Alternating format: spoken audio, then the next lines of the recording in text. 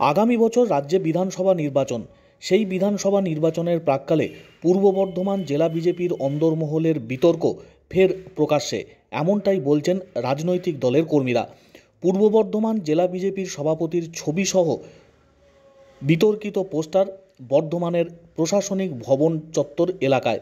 স্বাভাবিকভাবেই এই গুরুত্বপূর্ণ এলাকায় এই ধরনের বিতর্কিত পোস্টার কিভাবে, কে বা কারা লাগালো তা নিয়েও একাধিক প্রশ্ন। বিজেপি নেতৃত্ব অবশ্য সরাসরি অভিযোগ তুলছে তৃণমূল কংগ্রেসের দিকে।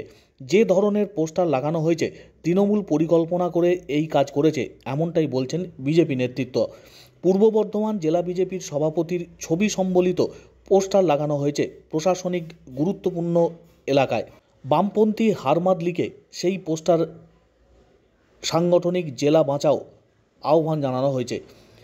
আদি বিজেপি কার্যকর্তাবৃন্দ বর্ধমান দুর্গাপুর সাংগঠনিক জেলার তরফ থেকে এই পোস্টার দেওয়া হয়েছে, যেখানে পূর্ব বর্ধমান জেলা বিজেপির সভাপতির ছবি ব্যবহার করা হয়েছে। স্বাভাবিকভাবেই এই ঘটনাকে ঘিরে রাজনৈতিক মহলে শুরু হয়েছে চাপানুতোর। বর্ধমানের জেলা শাসকের দপ্তর, এছাড়াও ট্রেজারি বিল্ডিং, অন্যান্য গুরুত্বপূর্ণ যে সমস্ত দপ্তরগুলি রয়েছে সেই জনবহুল এবং গুরুত্বপূর্ণ প্রশাসনিক ভবনের চারপাশে এই ধরনের পোস্টার লক্ষ্য করা যাচ্ছে। সাধারণ মানুষজনের মধ্যেও কৌতূহল, যদিও কে বা কারা এই প্রশাসনের গুরুত্বপূর্ণ ভবনের দেওয়ালে এই ধরনের পোস্টার লাগাচ্ছে তা নিয়ে কিন্তু প্রশ্ন থেকেই যাচ্ছে। তৃণমূল কংগ্রেসের রাজনৈতিকভাবে দেওয়ালে পিঠ থেকে গেছে। বাংলার জনগণ, পশ্চিমবাংলার জনগণ তথা বর্ধমানবাসী তাদেরকে প্রত্যাখ্যান করেছে। আগামী দিনের নির্বাচনে তারা কোনো রকম ভিত খুঁজে পাচ্ছে না, রাজনৈতিকভাবে কোনো রকম কোনো আবেগ খুঁজে পাচ্ছে না সাধারণ মানুষের মাঝখানে।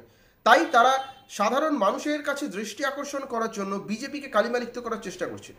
ভারতীয় জনতা পার্টিতে কোনোদিনই কোনো রকম কোনো গোষ্ঠী কোন্দল বা এই আদিনব্যের যে দ্বন্দ্বের কথা বলা হয়েছে, কোনোদিন এরকম কোনো দ্বন্দ্ব নেই। ভারতীয় জনতা পার্টি আমরা সকলে একটি পরিবারে একত্রিত হয়ে কাজ করি। সুতরাং তৃণমূল কংগ্রেস নিজেরাই এরকম প্রিন্ট করাচ্ছে, এরকম পোস্টার দিচ্ছে এবং খোদ বিধায়ক অফিসের পাশে এরকম পোস্টার ফেলছে, কারণ জানে সাধারণ মানুষের দৃষ্টি আকর্ষণ করার জন্য, নিজেদের রাজনৈতিক ভিত খুঁজে পাওয়ার জন্য তারা অন্য কোনো মাধ্যম পাবে না।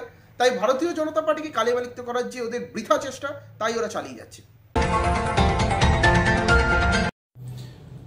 আমরা সবাই রাজা, আমাদের এই রাজার রাজত্বে, এই কথাটা আমরা ছোটবেলায় খুব শুনে এসেছি। আর প্রকৃতপক্ষে কিন্তু রাজা একটাই হয়, সবাই তো রাজা হয় না।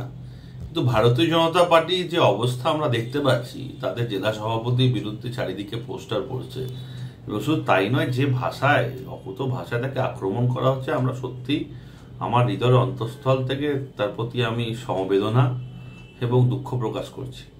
কিন্তু অপরদিকে একটা কথা না বললেই নয়, যে পার্টি তাদের অভ্যন্তরীণ ঝামেলা মেটাতে পারে না।